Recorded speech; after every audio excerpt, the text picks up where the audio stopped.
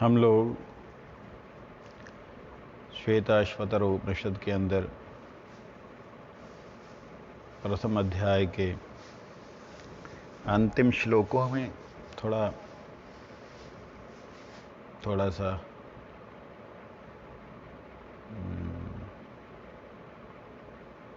गहराई में जाने के नाते अटक रहे हैं। बार बार बाहर आ रहे हैं। समय कम होता है, इसके कारण से सिर्फ 45 मिनट हाथ में होते हैं। अब हमने क्या श्रवण किया था? जिस प्रकार अपनी योनि अर्थात प्रकट होने के विशेष स्थान काष्ठ आदि में स्थित अग्नि का रूप दिखलाई नहीं देता, परंतु इस कारण का यह नहीं समझा जाता कि अग्नि नहीं है,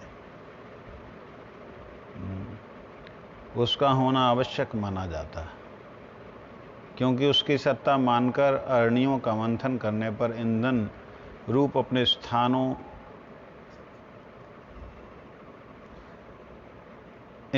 अपने स्थान में से वह फिर भी ग्रहण किया जा सकता है। उसी प्रकार उपयुक्त आत्मा परमात्मा हृदय रूप अपने स्थान में छिपे रहकर प्रत्यक्ष नहीं होते, परंतु ओम प्रणवेन देहे जप द्वारा साधन करने पर इसका साक्षात्कार किया जा सकता है। इसमें कोई भी संदेह नहीं है। ये बात कही।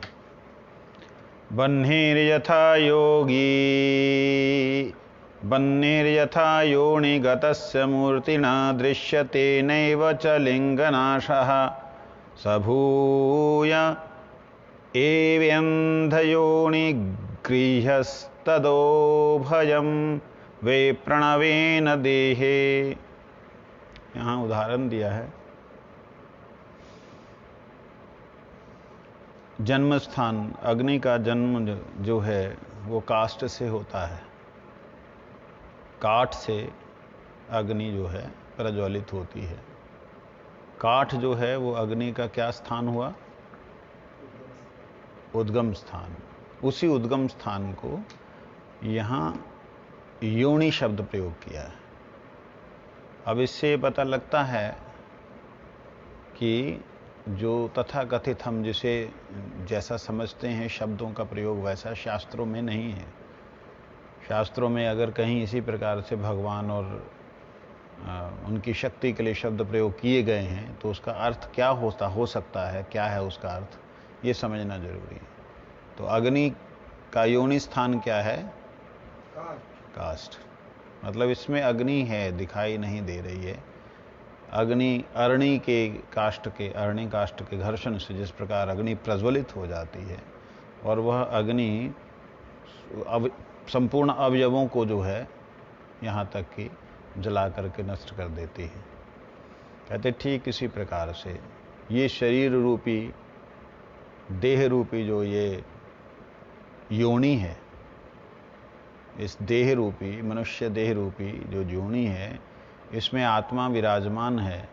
जब तक हम इसका मंथन नहीं करेंगे, अर्थात शरीर के जितने भी हमारे रूप रस गंध शब्द स्पर्श विषय और इनकी इंद्रियां, जब तक इन और कर्म इंद्रियां, इन 10 इंद्रियों और इन 10 इंद्रियों के कर्म और 5 इंद्रियों के विषय, जब हम इनका आपस में घर्षण नहीं करेंगे तब तक आत्मा का प्राकट्य होने का कोई मतलब नहीं बनता। अब जब हम आत्मा का चिंतन करते हैं, खाली आत्मा बोलने से तो समझ में नहीं आता आत्मा क्या है। इसीलिए यहाँ पे हम लोग विश्लेषण करते हैं। इसीलिए वेदांत को या उपनिषदों को सर्वोपरि ज्ञान कहा गया। आर्ष वाणी जहाँ इसे जो साक्षात ब्रह्म ज्ञान कहा गया, इसीलिए कहा गया है क्योंकि इसको जानने से हमें मालूम पड़ता कि हम इससे अलग हैं, शरीर से पूरी तरह अलग है। हमारी शरीर की क्रियाएं जितनी हैं ये अलग हैं, हम इनसे अलग हैं। इसलिए हम इन सबको पढ़ते हैं या सुनते हैं या सुनाया जाता है, पढ़ाया जाता है गहरा ज्ञान। गहरा ज्ञान होने के नाते आलस करें और हम छोड़ दें, नहीं छोड़ो जी, तो हम समझ में नहीं पाएंगे कि हम शरीर में रहते हुए कहाँ हैं, कैसे हैं। ठीक है, ये मंथन है। फिर कहते हैं कि जीवात्मा जब प्रणव रूपी, प्रणव यहाँ पे अभी पहले, इससे पहले क्या था, शरीर योनि थी, जीवात्मा इसमें विराजमान है, जो कि इसको काटने के बाद में, शरीर को अलग होने के बाद वो प्रकट होती है। फिर आत्मा में परमात्मा का दर्शन होता है, जहाँ अनुभव होता है, वो तब होता है जब प्रणव रूपी मंथन से, प्रणव रूपी मंथन दंड से, उसको मंथन दंड जानते ना, मदानी से जब हम जो है जितने तरह के विकार हैं उनको अलग कर देते हैं, तो दोनों तत्व अलग हो जाते हैं, जीवात्मा और परमात्मा। जैसे छाछ और माखन एक साथ हैं, एक साथ होने से ऐसा लगता है कि एक ही है। दूध में माखन है, लेकिन जब तक दूध को जमाते नहीं या दूध से सेपरेट नहीं करते क्रीम को, तब तक हमें माखन नहीं मिलता।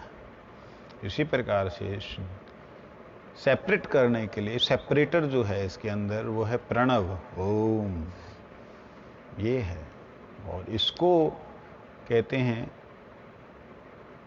इस आत्मा और परमात्मा के बीच में यही एक है जो कि भेद उत्पन्न करता है। अब आप देखिए, इसी उपनिषद के अंदर, इन्हीं उपनिषदों के अंदर हमें परमात्मा और आत्मा में कोई भेद नहीं है, ये सिखाया गया, ये दिखाया गया। इन्हीं के अंदर बतला रहे भेद है। तो एक पक्ष को सुन के दूसरे पक्ष को ना सुना जाए, तब हम लोग बेवकूफ बन जाते हैं। एक चीज को सुना, दूसरे को नहीं सुना, तब अज्ञानी हो जाते हैं। इसलिए स्वदेह मरणी कृत्वा प्रणवम च उत्तरारणीम ध्यान निर्मथनाभ्यासात् एव पश्यन् निगूढ़वत्। अग्नि को प्रकट करने के लिए जैसे दो अरणियों का मंथन किया जाता है, उसी प्रकार अपने शरीर में परम पुरुष परमात्मा को प्राप्त करने के लिए शरीर को तो नीचे की अरणी बनाना चाहिए, तथा ओंकार को ऊपर की अरणी, और अर्थात शरीर को नीचे की अरणी की भांति संभाव से निश्चल स्थित करके ऊपर की अरणी की भांति ओंकार की वाणी का जप और मन से उसके अर्थ स्वरूप परमात्मा का निरंतर चिंतन करते हुए जब हम ध्यान रूप मंथन का अभ्यास करते हैं, तो जैसे काष्ठ में छिपी हुई अग्नि प्रकट हो जाती है, उसी प्रकार से हृदय में छिपे हुए परम पुरुष, उनका हम प्रत्यक्ष कर लेते हैं। जैसे ध्रुव जी ने किया। हम इतने उम्र के हो गए, अगर हमें नहीं हुआ तो क्या लाभ हुआ? इतने दिन भगवान के चरणों का आश्रय करके हो गया, गुरु चरणों का आश्रय करके हो गया, हमें भगवत दर्शन नहीं हुआ तो क्या प्राप्त हुआ? कुछ प्राप्ति नहीं हुई। हमारे में क्या कमी है? हमारे में इस अभ्यास की कमी है, हमने कभी शरीर को समभाव से स्थित नहीं किया। ये विषम अवस्था में चलता रहा। समभाव से स्थित करने का क्या मतलब होता है? समभाव से स्थित करने का मतलब, इसके जितने विकार हैं उनको आप शांति से देखो, उन विकारों में लिप्त मत हो। आएंगे, ध्यान प्रणव का करते हुए शरीर का बिल्कुल जो कुछ भी आ रहा है उसे ध्यान से आप समभाव से स्थित होकर के मंत्र जो है उसका जप करते रहें। गुरुदेव ने जो मंत्र दिया उसका जप करते रहें, मंत्र का अर्थ भी चिंतन करते रहें। तो ध्यान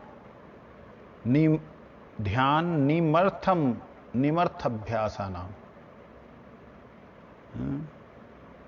कहते हैं। ध्यान में निरंतर मंथन करते हुए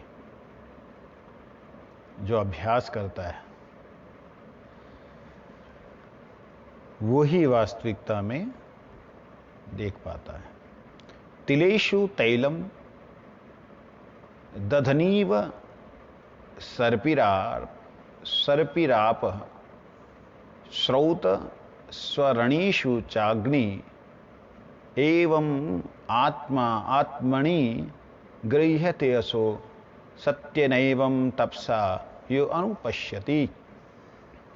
जिस प्रकार तिलों में तेल होता है, दही में घी होता है, ऊपर से सूखी हुई नदी के भीतर स्रोत जल का जो चल रहा होता है, अरनियों में जिस प्रकार से अग्नि होती है, उसी प्रकार से हमारे हृदय रूपी गुफा में परमात्मा छिपे हुए हैं।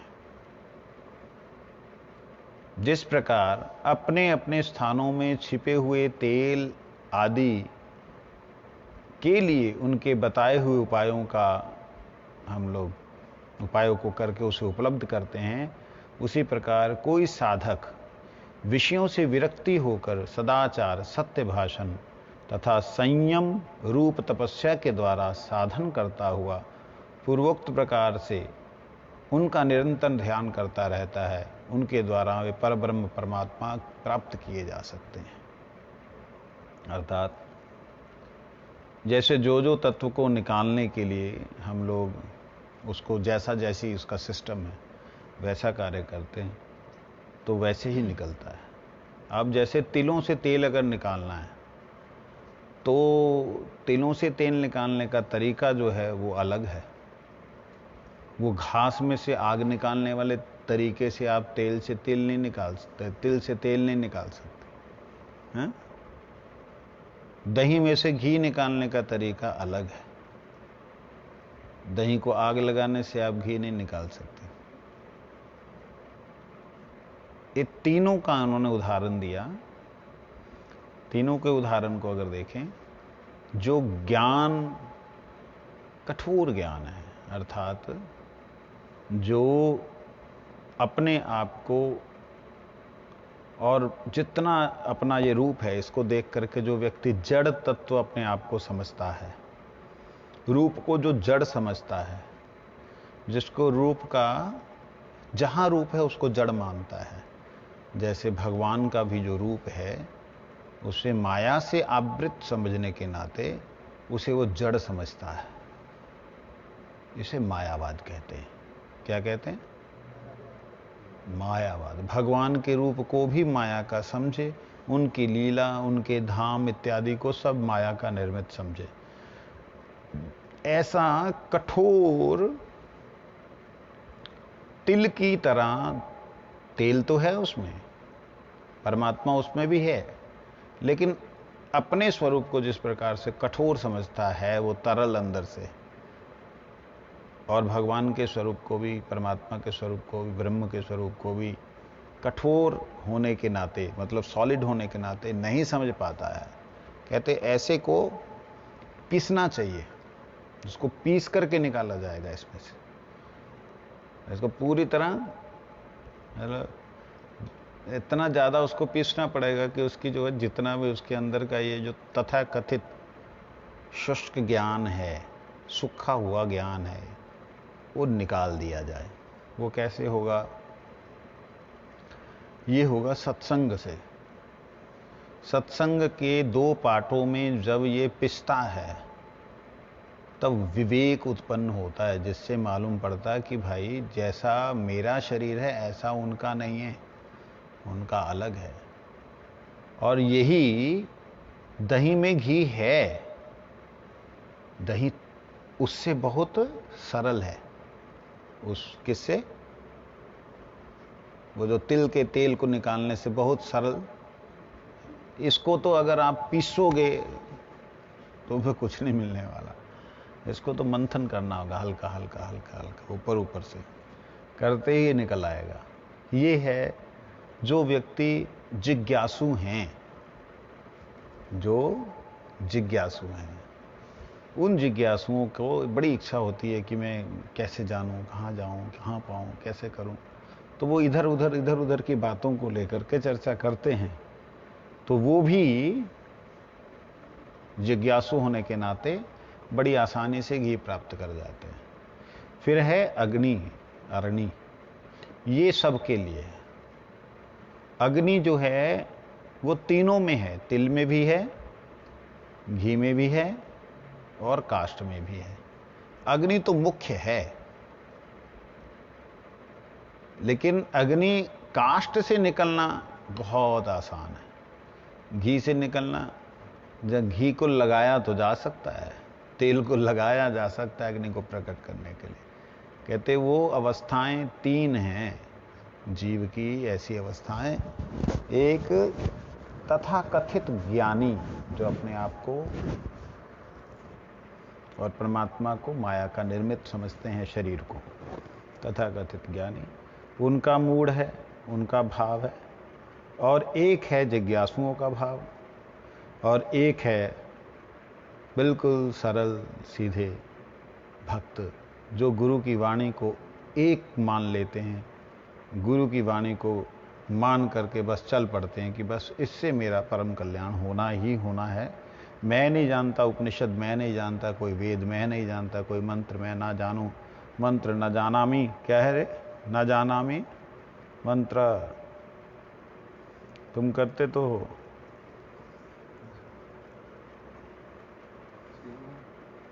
न जानामी मंत्र, वो है, न मैं मंत्र जानता हूँ, न मैं तंत्र जानता हूँ, न साधन जानता हूँ, मैं कुछ भी नहीं जानता। मैं केवल ये जानता हूँ मेरे गुरुदेव ने जो कहा है उससे मुझे प्राप्ति होनी है। ये है काष्ठ, अरणी में या घास में छुपी हुई है, उसका तुरंत प्रकट हो जाना। तो इस प्रकार से जो अपने गुरु की वाणी के द्वारा करता, कहते करना क्या है, इसका तरीका वही है, एक पार्ट स्थिर रहेगा। अब इन तीनों को लीजिए, दही भी, दही का नीचे का जो हिस्सा है वो स्थिर रहेगा, एक पार्ट उसके ऊपर घूमेगा, एक पार्ट स्थिर है, एक पार्ट घूमेगा। ऊपर वाला जो वो है, जो तेल निकालना, उसमें भी एक पार्ट स्थित है, दूसरा घूम घूम करके उसका तिल का तेल निकलता है। इसमें भी अरणी में एक अरणी काष्ठ जो है स्थिर है, दूसरी अरणी उसके ऊपर घूमती है, तो अग्नि प्रकट होती है। ये जो है तीनों बातें हृदय में छिपे हुए भगवान या परमात्मा जिसे कहते हैं। तो क्या हृदय, किस हृदय की बात हो रही है? शरीर के हृदय की बात हो रही है, आत्मा के हृदय की बात हो रही है? आत्मा का भी हृदय होता है क्या? हृदय शब्द का अर्थ क्या होता है? हाँ, हृदय शब्द का अर्थ क्या होता है? हृदय का मतलब भीतर, हृदय का मतलब अंदर, हृदय का मतलब अंतःकरण, अंदर का करण जो है, अंदर का हिस्सा। अब वो आत्मा का अंतःकरण बोल रहे हैं या शरीर के अंतःकरण रूपी हृदय को बोल रहे हैं? किस हृदय की बात हो रही है? यहां बात हो रही है आत्मा के अंतःकरण की। अब आत्मा इतनी छोटी है, उसका अंतःकरण और कितना छोटा होगा, उससे भी छोटा होगा जो उसके अंदर रहने वाला होगा। ये क्या सिस्टम है, क्या समझेंगे इसको? है? ये हमेशा याद रखिए, हम लोगों का एक अज्ञानतम स्थिति है। हम सोचते हैं जो कारण होता है वो बड़ा होता है। किसी भी वस्तु का कारण कभी बड़ा नहीं होता। प्रत्येक वस्तु जो हमको बड़ी दिखाई देती है उसका कारण छोटा होता है।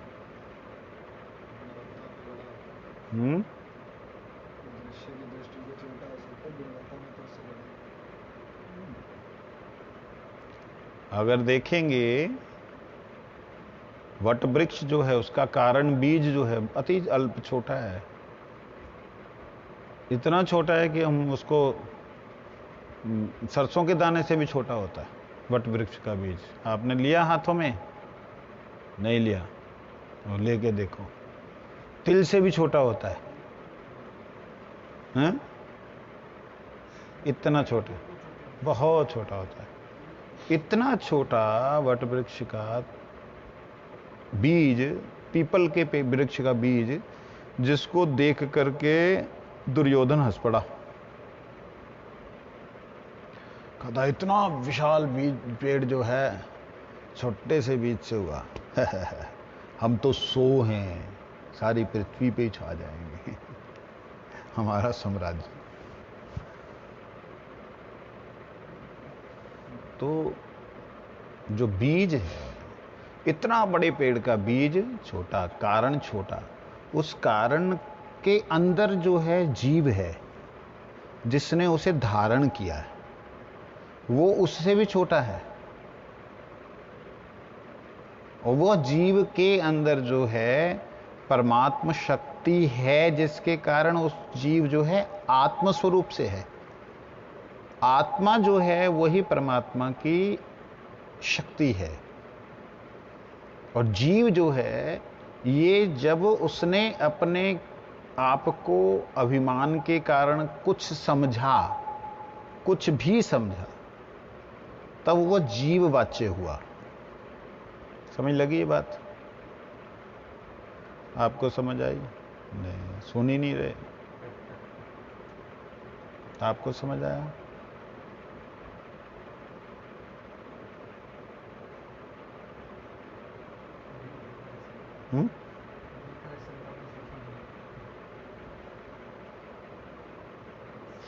बोलो। बोलो। कारण जो होता है, कारण नहीं,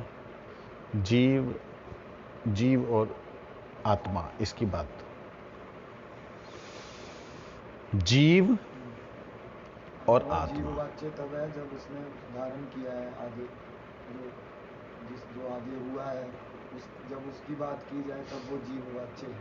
लेकिन जब वो नहीं है वहाँ पे, वो आत्मा की जो स्थिति बताई जाती है वो है। ये समझने वाली बात है। जीव शब्द प्रयोग होता है वेदांत के अंदर या उपनिषदों में उसके लिए जिसने जीवन धारण किया है। जीव तभी है जब जीव जीने वाला है, जो जीवित है, जो जीवन है, जिसने अपने ऊपर कुछ धारण कर लिया, वह जीव बन गया। धारण करने का मतलब अहंकार, मैं करता हूं, मैंने ऐसे कर दूंगा, वैसा कर दूंगा, जैसे ही ये भाव आया तब वो जीव हुआ। नहीं तो क्या था? ब्रह्मभूत, प्रसन्नात्मा, ना शोचती ना कांक्षति, भगवत गीता। तब वो क्या था? मतलब जीव तभी शब्द प्रयोग होता है जैसे ही उसके अंदर कोई क्रिया करने के लिए अहम जगता है। उससे पहले तो वो ब्रह्म प्रकाश मात्र है। इच्छा क्रिया अनुभूति जब आती उसी समय में वो जीव होगा। इच्छा क्रिया अनुभूति आएगी ही तब जब वो उसका स्वरूप जो है। आप बताते हो जब तटस्थ में जब प्रादुर्भाव होता है, जो शुरू की स्थिति आप बताते हो, उस समय उसके अंदर इच्छा होती है, अनुभूति, इच्छा क्रिया अनुभूति बोला था, तीनों रहती हैं, वो होती हैं, वो आती नहीं है, वो लेके ही पैदा होता है, इनबिल्ट है वो। और जैन धर्म में भक्ति ठाकुर जी भी बोलते हैं कि जीव के साथ ही उसका स्वभाव भी प्रकट होता है। तो वो तो पैदा ही जीव हुआ है, वो आत्मा तो पैदा हुई नहीं। उसके अंदर ये है आत्मा का, ये चेतन वृत्ति का धर्म है। इच्छा क्रिया अनुभूति ये चेतन तत्व का धर्म है। तो जहाँ पे इच्छा आई है, इच्छा क्रिया अनुभूति ये चेतन तत्व का धर्म है। मतलब जो ब्रह्म है, जो निराकार निर्विशेष निश्शक्तिक जिसे कहते हैं, वो ब्रह्म जब निराकार है, निर्विशेष है, निश्शक्तिक है, तब तक वो ब्रह्म है।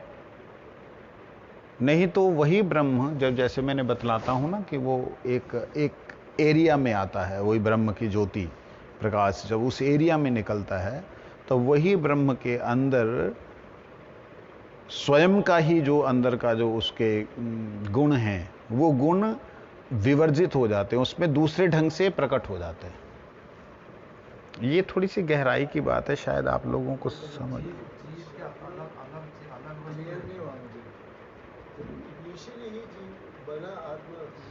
तभी से वो जीव पैदा ही वो पैदा ही इच्छा क्रिया अनुभूति के साथ हुआ है। पैदा नहीं, इच्छा क्रिया अनुभूति जो है ये चैतन्य का मतलब स्वभाव है। कैरेक्टर है। क्यों है? मैंने एक बार बताया था, आपको याद नहीं होगा। इच्छा कैसे होती है? इच्छा कब होती है? जब वो अपने से अंधकार को देखते हैं। वो नहीं, वो जीव धारण वाली बात आ गई। वो चैतन्य की विकारी अवस्था आ गई जब वो जीव वाच्य होता है। उससे पहले तो वो चैतन्य है, चैतन्य वाच्य है, जहाँ वो ब्रह्म वाच्य है, जहाँ वो गोलोक धाम के प्रकट के साथ ही देखता है, इधर या उधर। उसी समय प्रकट हुआ, उसी समय इधर देखा या उधर देखा, जिधर देखा चला गया। ना, उधर देखा और उधर देखकर माया में देखा भी होता है। उधर देख के भी अंधकार में देख सकता है। ऐसा नहीं जिधर देखा उधर चल दिया, ऐसा नहीं है। उधर देख के आंखें बंद की और इधर देखा, इधर तो देख पा रहा है। तो ऐसा वो कुछ एक वो संस्कारी जीवों की बात है। वो कुछ अस्तित्व में आया नहीं है। वो जो ब्रह्म में विलीन हो जाते हैं ना प्रलय काल में, जो जीव, एक तो है प्रारंभिक जीव, उनकी बात मैंने पहले बताई थी। एक हैं जो कि प्रलय काल में विलीन हो जाते हैं ब्रह्म में। प्रलय काल मतलब आत्यंतिक प्रलय। आत्यंतिक प्रलय में ब्रह्मा विष्णु महेश भी राधे श्याम हो जाते हैं। ब्रह्मा विष्णु महेश भी अपने अपनी जो कारण हैं उनमें चले जाते हैं। तो वो जब वो डिफॉर्म होने लगते हैं, जहाँ से आए थे, जैसी अवस्था से आए थे उस पर जब होने लगते, उस वक्त वो सब जाकर के ब्रह्म में स्थित हो जाते हैं। ब्रह्म मतलब भगवान के वैकुंठ के बाहर के आवरण में। भगवान के वैकुंठ का महाप्रकाश, उस महाप्रकाश के बाहर के आवरण में वो एक साम्य अवस्था में स्थित हो जाते हैं। उस वक्त उन लोगों की ना इच्छा, ना क्रिया, ना अनुभूति होती है लेकिन वह क्रियाशील नहीं होती। वो ऐसी हो जाती बेहोशी अवस्था वाली, फ्रीज हो जाती, सुप्त स्थिति, कुछ भी शब्द दे दें उसे, उस अवस्था में चली जाती। मैंने जो लाइनें दो चार कही थी उनमें मैं वापस आता हूँ, थोड़ा सा विचार करिएगा। ये जीव तत्व के ऊपर मेरी इच्छा है कुछ विशेष प्रकाशन करने की। तो विशेष जीव तत्व को जब लेंगे उस वक्त विशेष रूप से बोलेंगे। आज थोड़ा सा, एक ऐसी अवस्था है जो कभी ब्रह्म की, ब्रह्म प्रकाश की, ब्रह्म ज्योति की, ज्योति प्रकाश, एक ब्रह्म प्रकाश की वैसी अवस्था है जब जिसने कभी जीव को जीव रूप धारण ही नहीं किया, अर्थात जो कभी फॉर्म में आया ही नहीं। एक ऐसा प्रकाश पुंज जो कभी फॉर्म में आया नहीं। फॉर्म मतलब स्वरूप, कभी नहीं आया। ठीक है, है तटस्थ है ही नहीं, तटस्थ से ऊपर है, तटस्थ से ऊपर की अवस्था में। जैसे ये प्रकाश, ये बीच में आप कहीं नहीं देख पा रहे हो। ये प्रकाश यहां आ रहा है तब इसका नजर आ रहा है, और जब ये इसके पीछे जो हाथ देख रहे हो जिसके ऊपर इस प्रकाश की छाया आ रही, वहां भी ये प्रकाश आपको नजर, मतलब प्रकाश तो आप देख ही नहीं पा रहे हो। प्रकाश जब पड़ता है किसी पे, पड़ने के कारण वहां वो दृश्यमान होता कि ये प्रकाश है। बात समझे? इसी प्रकार से ब्रह्म ज्योति ऐसा असमूर्ध तत्व, ऐसा सर्वशक्तिमान तत्व है जो भगवान, जिसे ब्रह्म कहते हैं। इसीलिए ब्रह्म ब्रह्म ब्रह्म ब्रह्म ब्रह्म ब्रह्म किया हुआ है सारा वेदों में। इसीलिए किया हुआ है कि वो ऐसा असमूर्ध तत्व है जिसका व्याख्यान बड़े बड़े ऋषि मुनि लोग नहीं कर पाते हैं, कर पाते नहीं है, मतलब कर सकते नहीं है, कर पाते नहीं है। जितना भी करते वो कम ही होता है। तो वो ब्रह्म तत्व जो है, जहां जो किसी पे रिफ्लेक्ट नहीं हुआ, समझने के लिए रिफ्लेक्ट जहां हो रहा है, समझो वहां जीव उत्पन्न हो रहे हैं। ये एक मोटी बात समझने के लिए, समझ में नहीं आएगी,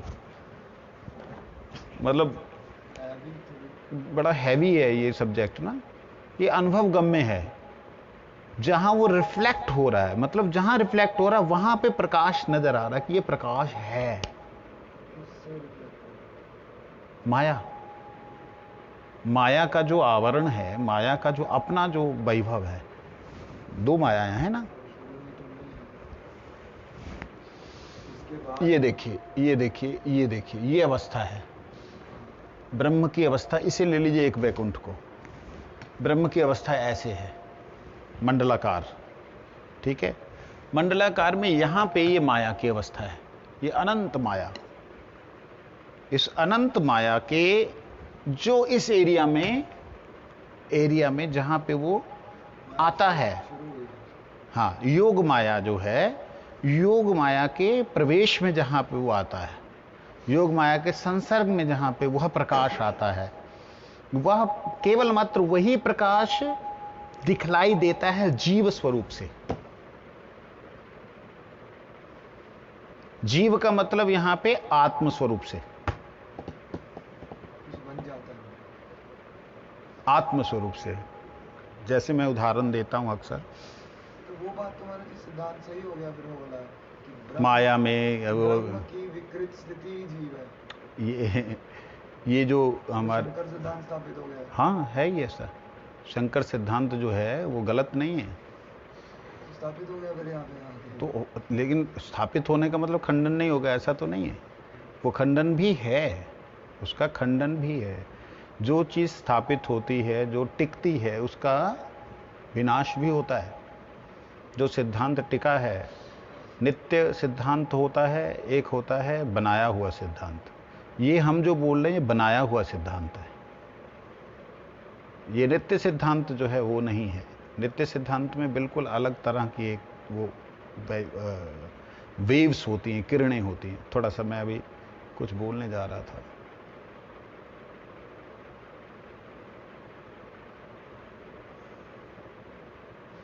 ये जो अवस्था आती है, हाँ, योग माया।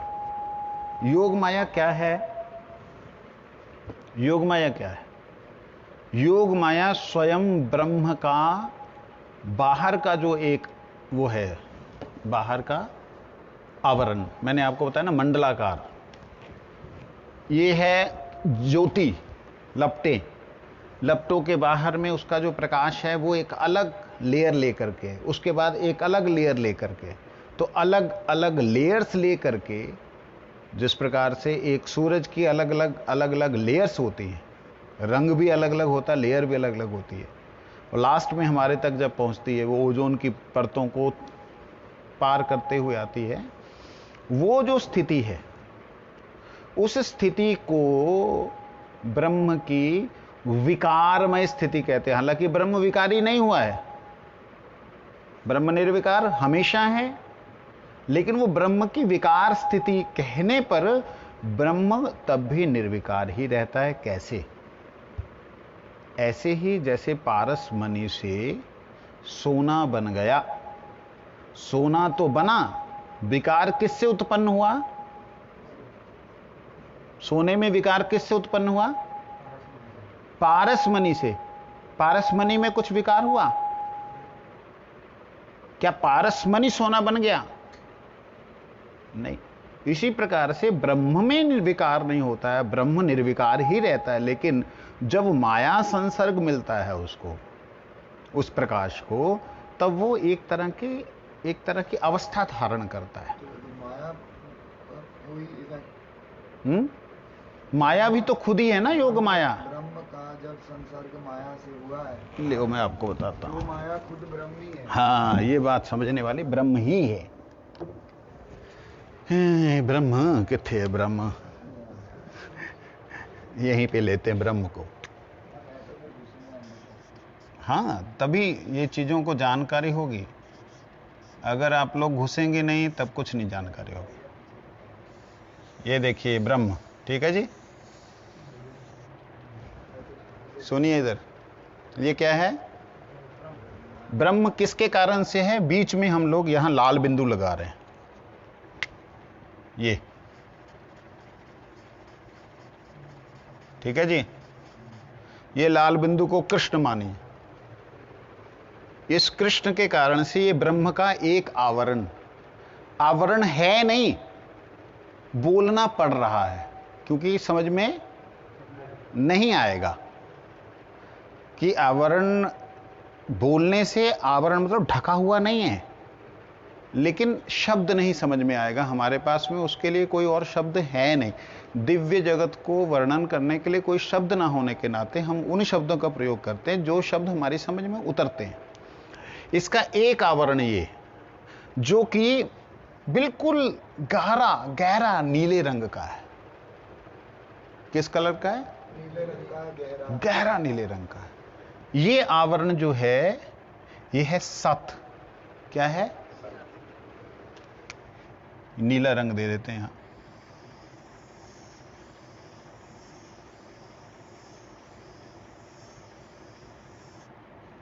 ये सत है, ठीक है जी। इस सत का रंग जो है वो गहरा नीला है। इसी को शास्त्रों में शक्ति प्रदान करने वाला कहा। क्या प्रदान करने वाला कहा? शक्तिदायक।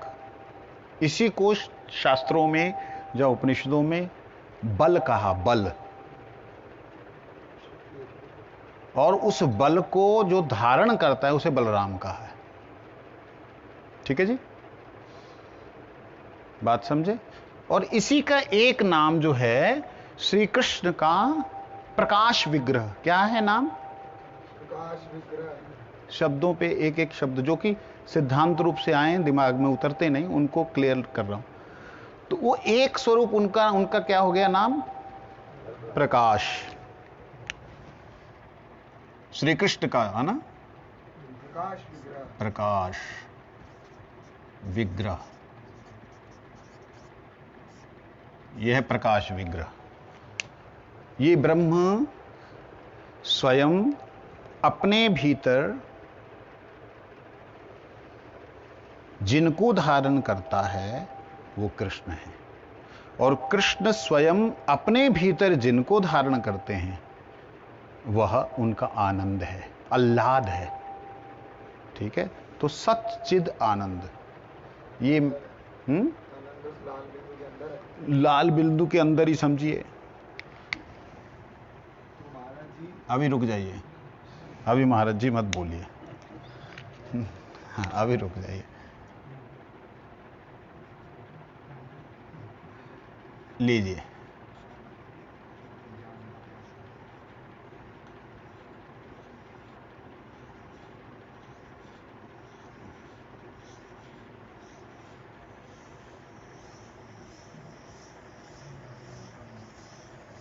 लो जी, ठीक है।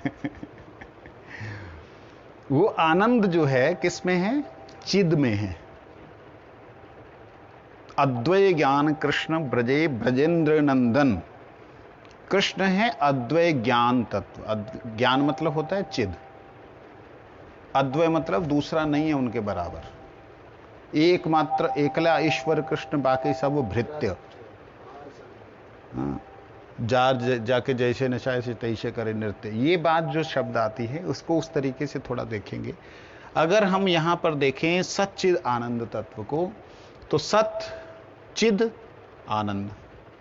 अब देखिए ये जो सत है, ये सत जो है, जिसे बलदेव जहां बल कहा जाता है, जब बलराम कहा जाता है, मेरा प्रश्न है क्या ये सच्चिदानंद नहीं है? क्या इसमें कहीं अपूर्णता है सत चिद और आनंद की? कहीं भी अपूर्णता है? बिल्कुल नहीं। अच्छा, क्या राधा रानी सच्चिदानंद नहीं है? पूर्ण है कि नहीं है? अधूरी है कहीं से? कृष्ण क्या पूर्ण सच्चिदानंद नहीं है? ये स्वयं ही एक विग्रह होते हुए भी उन्होंने तीन रूपों में प्रकट किया। अब मैं उस विषय पे आ रहा हूं जहां से जीव की बात कर रहे थे। यहां पे हम इनको छोड़ देते। अब इनका प्रकाश से प्रकाश, जो प्रकाश से प्रकाश है वो प्रकाश मंडल के अंदर अनंत वैकुंठ, ये वाले सब, उन अनंत वैकुंठों में फिर इसी प्रकार से सच्चिदानंद तत्व का विभेद है। अंतर है, इसी प्रकार से। और फिर उनका प्रकाश है। ऐसे करते करते एक आवरण इन लोगों का ऐसा आता है, मैं ये इसको बड़ा नहीं करना चाहता, समझो इतना बड़ा, अब कर नहीं रहा हूं आप समझने के लिए, माना जाए इतना इधर से, इतना इधर से, इतना इधर से, इतना इधर से, एक ऐसा महामंडल तैयार होता है उस महाआकाश के अंदर, जिसका जो आखिरी छोर है, आखिरी होता नहीं है, आखिरी छोर, हाँ, जो दूर का एक आवरण है, एक लेयर है, वो लेयर को योग माया कहते हैं। क्या कहते हैं? समझने के लिए ऑर्बिट, जो हमारे पृथ्वी के एक ऑर्बिट है, जहां पे उस ऑर्बिट में कोई भी तत्व आएगा वो पृथ्वी की तरफ खींचना शुरू हो जाएगा। जैसे वो पृथ्वी की तरफ खींचना शुरू हो जाएगा, उसके ऊपर की एक कक्षा है जहां पे उसका आकर्षण नहीं है। जहां से आकर्षण शुरू होता है, जहां वहां से कोई व्यक्ति खिंची हुई चली आती, कोई वस्तु खिंची चली आती, तो बड़ी भयंकर रूप से आती। ठीक इसी प्रकार से जो भयंकर रूप से खींच रही है, उसी को क्या कहा? योग। उसी को योग कहते हैं, योग माया। किसी भी ग्रह के साथ में जहां पे खिंचाव शुरू हो जाता है, वहीं पे आकर्षण शुरू होता है, उसी को कृष आकर्षण कहते हैं। और वो आकर्षण मूल रूप से संकर्षण है। अब संकर्षण नाम भी आ गया, नहीं कहा। कृष्ण तो सर्वाकर्षक है ना, तो अलग आकर्षण आ गया उनका, अलग। ये एक दिन गुरुजी से मैंने बोला, महाराज जी तो आकर्षण तो जितने भी तत्व हैं अपनी तरफ करते ही हैं, सबका आकर्षण है। कहते सब छोटा छोटा कृष्ण है। महाराज जी वो कर्षण शक्ति जो उनके अंदर है वो कृष्ण की है, कृष्ण ही वो कर्षण शक्ति है। कृष्ण की है, इसलिए उनकी है। तो मैंने ऐसे किसी ग्रंथ में पढ़ा था, किसी भी चीज की जो कर्षण शक्ति है, वो कर्षण शक्ति वो कृष्ण की सत्ता से है। हाँ, कृष्ण की सत्ता से मतलब उन्हीं की है, उन्हीं की है। और वही सत्ता जैसे जीव, प्रत्येक चीज का कर्षण कहते कृष्ण ही है। जैसे इसमें भगवत गीता का उन्होंने उदाहरण लिया, जैसे भगवान भगवत गीता में प्रत्येक चीज में जो श्रेष्ठ बता रहे हैं, क्यों श्रेष्ठ बता रहे हैं? वो श्रेष्ठ चीज आकर्षित कहती है। तो वो भगवान ने कहा श्रेष्ठ चीज की जो श्रेष्ठता है, वो श्रेष्ठता मैं हूं। वो बात बिल्कुल सही है कि विभूति है भगवान की, भगवान नहीं है। विभूति और भगवान में अंतर है। विभूति होती है जिस प्रकार से बलदेव से बाहर की जो अवस्था है, बलराम जी के स्वयं स्वरूप के बाहर की जो अवस्था है वो विभूति है। मतलब उनके दायरे में आने से जैसे वो खिंची चली आती है बात, वो खिंचाव जो है वो मूल रूप से तो अंदर के तत्व का है ना, मूल रूप से तो कृष्ण का ही है। लेकिन कृष्ण का होने के बावजूद भी कृष्ण से जो बाहर है उसमें भी आकर्षण, उससे बाहर जो है उससे भी आकर्षण, उससे बाहर जो उससे, मूल तो आकर्षण उसी का है। तो ये जो सच्चिदानंद है, आनंद को हम राधानंद बोल देते हैं, तो ये सत्य को बोल देते हैं। आत्मा का जो सच्चिदानंद है उसको अभी वहां मत आओ, है ना। नहीं, वो क्वेश्चन ठीक है, बहुत अच्छा क्वेश्चन है, लेकिन मैं अभी जिस विषय को बोल रहा हूँ ना, उससे थोड़ा बाहर आना पड़ेगा। हाँ,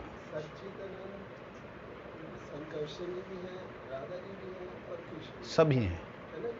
प्रकाश किनका है? प्रकाश बलदेव जी का है। और दूसरी चीज बलदेव जी जो है, मूल रूप से कृष्ण का है बलदेव जी।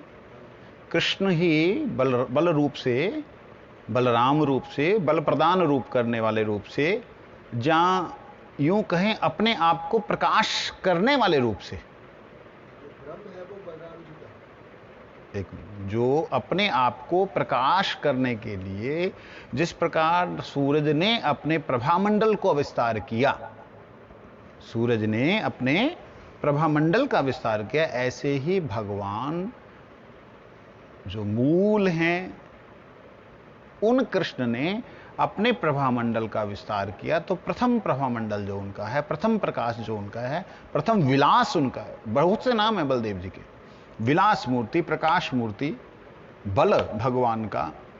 बलराम जी को कोई भी व्यक्ति साधारण मत समझे, जो व्यक्ति जितना भी बड़ा ज्ञानी क्यों ना हो, अगर कोई बलदेव जी को ऐसा सोच लेना, इनका तो मधुर में अधिकार ही नहीं, हमारा मधुर में अधिकार, ऐसा जो सोचेगा उस मूर्ख को कभी भी धाम में प्रवेश नहीं है।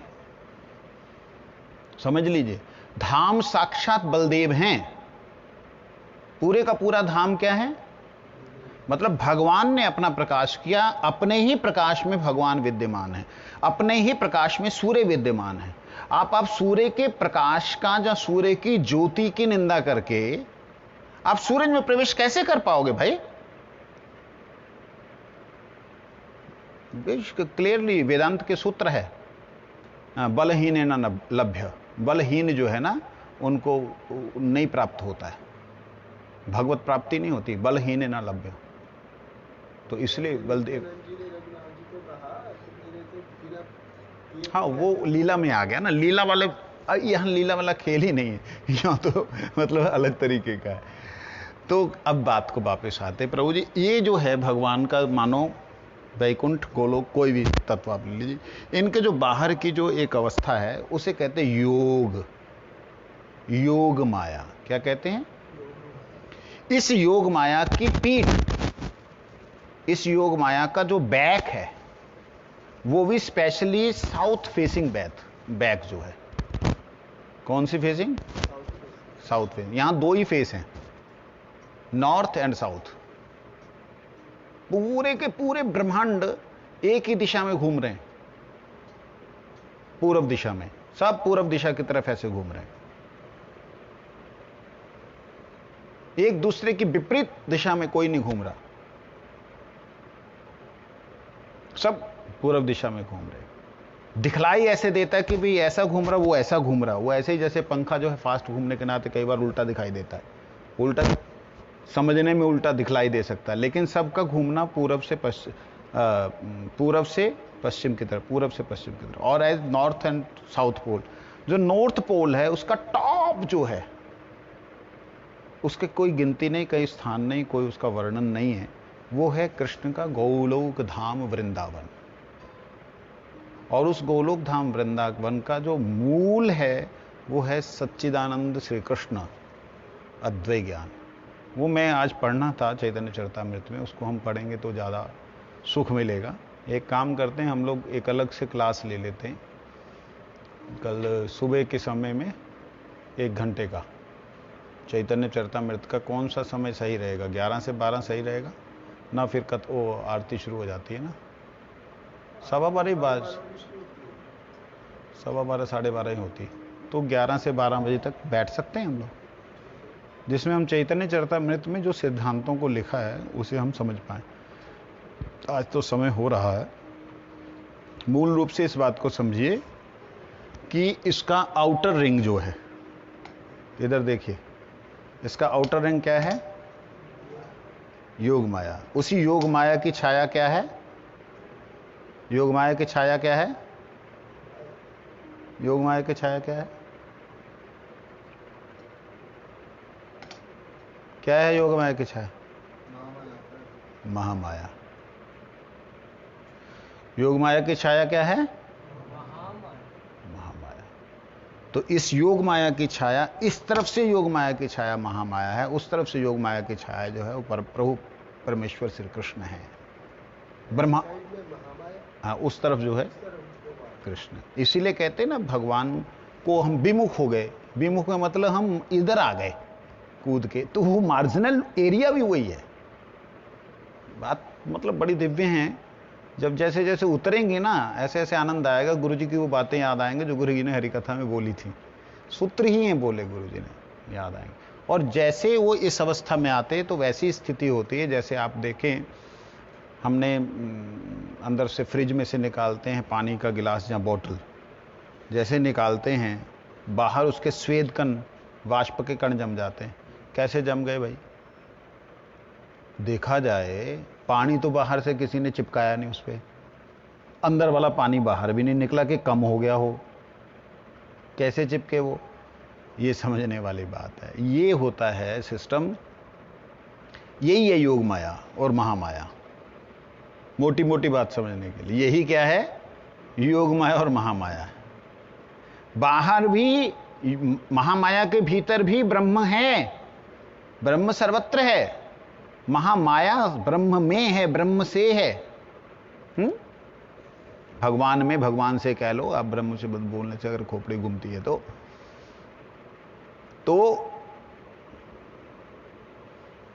लेकिन अंदर का जो है वो है योग, बाहर का जो है महामाया, योग माया।